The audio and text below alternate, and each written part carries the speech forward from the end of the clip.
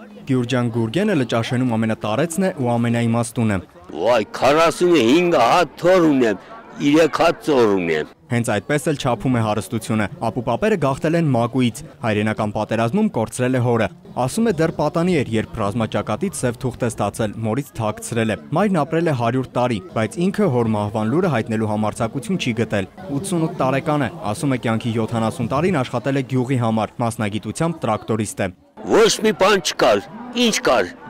Մինակ վայացանթին կանում, այդ մենք դաշտը վարում ենք, ցանում ենք, եզներով բերում ենք, ծեծում ենք, իմի երիտասարդություն աղի նման ապրում են։ Այսօր Լճաշենում իսկական տոն է բոլոր 5100 բնակիչների համար։ Մոտ 1 տարի այս պուրակում աշխատել են միասին, տրակտոր ունեցողը հող է հարթեցրել ու ամեն մեկն արել է այն, ինչ ձեռքից եկել է։ Խաղահրապարակի հարևանությամբ մշակույթի տունն է, կրկին բոլորով են կառուցել, բոլորի համար, համայնքի միջոցներով։ Ասում են, եթե երիտասարդությունը զբաղմունք ունենա, կսիրի գյուղը ու լքելու մասին չի էլ մտածի։ Եթե ասել, որ գյուղում էլ խնդիրներ չկա, նշանակում է ոչինչ չասել։ Առաջիկայում նախատեսվում է խորքային օրի փորում մեր ձորի թաղամասում, նախատեսվում է արոտների ջրարբիացմանը, խնդիր, որ արդեն լրիվ